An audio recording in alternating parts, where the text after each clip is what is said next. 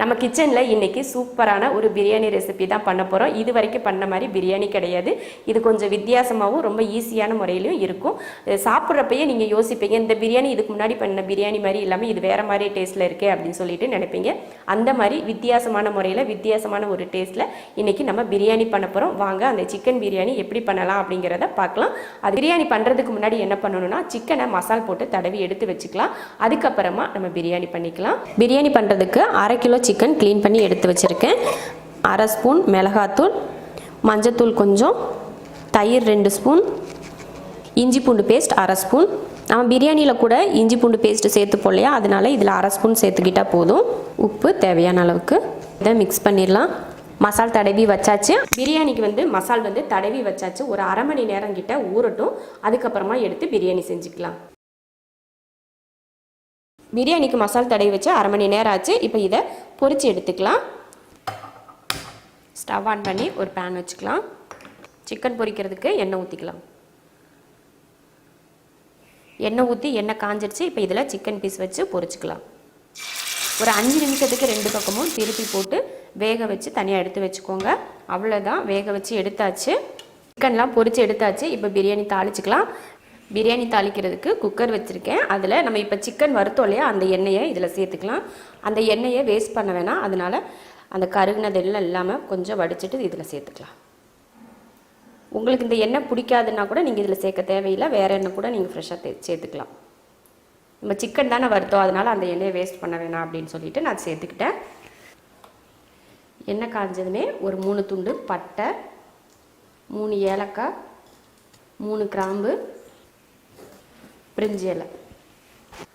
பட்டை கிராம் பொரிஞ்சதுமே ஒரு பெரிய வெங்காயத்தை நீல வாக்கில் கட் பண்ணியிருக்கேன், அதை சேர்த்துக்கலாம்.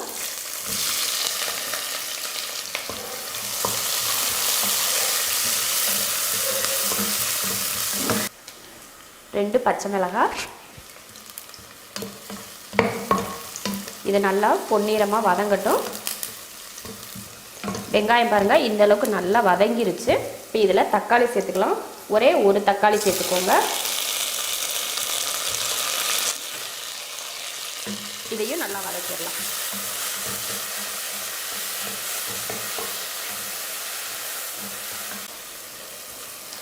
பாருங்கள் தக்காளி போட்டு நல்லா வதங்கிடுச்சு. இப்போ இதில் இஞ்சி பூண்டு பேஸ்ட் சேர்த்துக்கலாம். 1 ஸ்பூன் இஞ்சி பூண்டு பேஸ்ட். நம்ம முன்னாடியே சிக்கனில் இஞ்சி பூண்டு பேஸ்டெல்லாம் போட்டு தடவி வச்சுருக்கோம், அதனால் இதில் 1 ஸ்பூன் போட்டுக்கிட்டால் போதும்.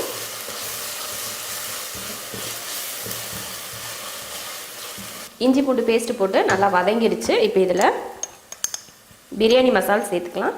1/2 ஸ்பூன் பிரியாணி மசாலா. 1/2 கிலோவுக்கு நான் இதில் 1/2 ஸ்பூன் பிரியாணி மசாலா சேர்த்துருக்கேன். இந்த பிரியாணி மசாலா நம்ம வீட்டில் அரைச்ச பிரியாணி மசாலா. இதோட வீடியோ நம்ம கிச்சனில் போட்டிருக்கோம். அதோட லிங்க் நான் கீழே தரேன். அதே போல் இஞ்சி பூண்டு பேஸ்ட்டோட லிங்க்கும் கீழே கொடுக்குறேன், பார்த்துக்கோங்க. இந்த பிரியாணி மசாலாவில் நிறைய பேர் கேட்டிருந்தீங்க, எவ்வளோ போடணும், 1/2 கிலோவுக்கு எவ்வளோ, 1 கிலோவுக்கு எவ்வளோ அப்படின்னு சொல்லி கேட்டிருந்தீங்க. நான் 1/2 கிலோவுக்கு 1/2 ஸ்பூன் போட்டிருக்கேன். அதே போல் நீங்கள் 1 கிலோ செஞ்சிங்கன்னா 1 ஸ்பூன்லேருந்து 1.5 ஸ்பூன் அளவுக்கு நீங்கள் சேர்த்துக்கலாம். இதில் அப்புறம் மிளகாத்தூளெல்லாம் இதில் சேர்க்க போகிறதில்ல, ஏன்னா நம்ம சிக்கனில் மிளகாத்தூளெல்லாம் போட்டு தான் கலந்து ஊற வச்சோம். அதனால் இதில் மிளகாத்தூளும் நான் சேர்க்க போகிறதில்ல, ஏன்னா பச்சை மிளகா வேறு காரத்துக்கு போட்டிருக்கோம், சிக்கன்லேயும் காரமாக தான் இருக்கும் இல்லையா, அதனால நான் சேர்த்துக்க மாட்டேன். அவ்வளோதான். ஒரு 2 ஸ்பூன் அளவுக்கு தயிர் சேர்த்துக்கோங்க. அதையும் கலந்துடலாம். புதினா, கொஞ்சம் மல்லித்தலை 2 சேர்ந்து நம்ம கையில் ஒரு கைப்பிடி அளவுக்கு சேர்த்துருக்கேன். மசாலா எல்லாம் போட்டு நல்லா வதக்கியாச்சு. இப்போ இதில் அரிசி சேர்த்துக்கலாம். நான் பாசுமதி அரிசியை ஒரு 20 நிமிஷம் ஊற வச்சுருக்கேன், அதை சேர்த்துக்கிறேன். தண்ணியை வடிச்சிட்டு சேர்த்துக்கோங்க. 1/2 கிலோ பாசுமதியை ஒரு 20 நிமிஷம் கிட்ட ஊற வச்சுருந்தேன். அரிசி போட்டு இந்த மாதிரி அந்த மசாலாவில் லைட்டாக கலந்து விட்டுக்கோங்க. இதில் தேங்காய் பால் சேர்த்துக்கலாம். 1/2 முடி தேங்காயில் தேங்காய் பால் எடுத்து வச்சுருக்கேன். 1 2 தேவையான உப்பு. லெமன் ஜூஸ் சேர்த்துக்கலாம். 1/2 லெமனை புழிஞ்சு அதோட சாறை இதில் சேர்த்துக்கிறேன். இப்போ இது கொஞ்சம் லைட்டாக கொதி வரட்டும். அப்போ நான் சிக்கன் சேர்த்துக்கலாம். ரைஸ் போட்டு நல்லா கொதிக்க ஆரம்பிச்சிருச்சு. அதில் நம்ம பொரிச்ச சிக்கனை இதில் சேர்த்துடலாம்.